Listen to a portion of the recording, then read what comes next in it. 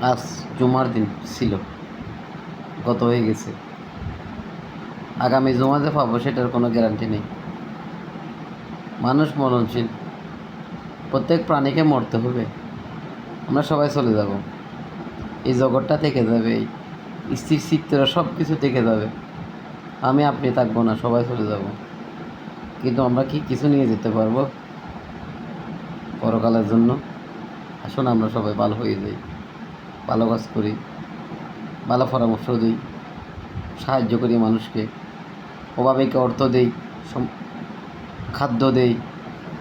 রাস্তার কীটপতঙ্গ কুকুরগুলোকেও খাদ্য দিতে হবে, তারাও নিরীহ অবস্থায় থাকে, ক্ষুধার্ত অবস্থায় থাকে, খেতে না পেয়ে শুয়ে থাকে, ঘুমায়।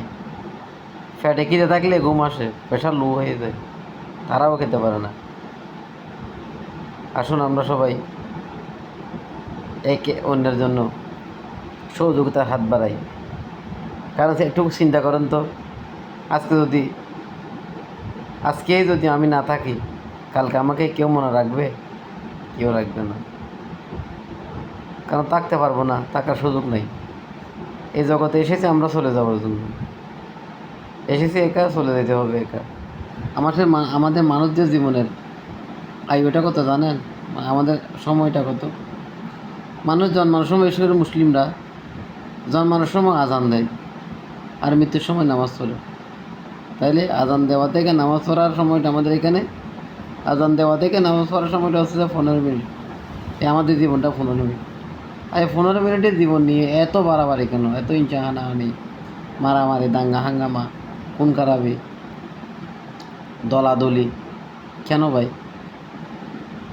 চলো আমরা সবাই ভালো হয়ে যাই, কালকের জন্য চিন্তা করি, আগামীকাল বাঁচবো কি না।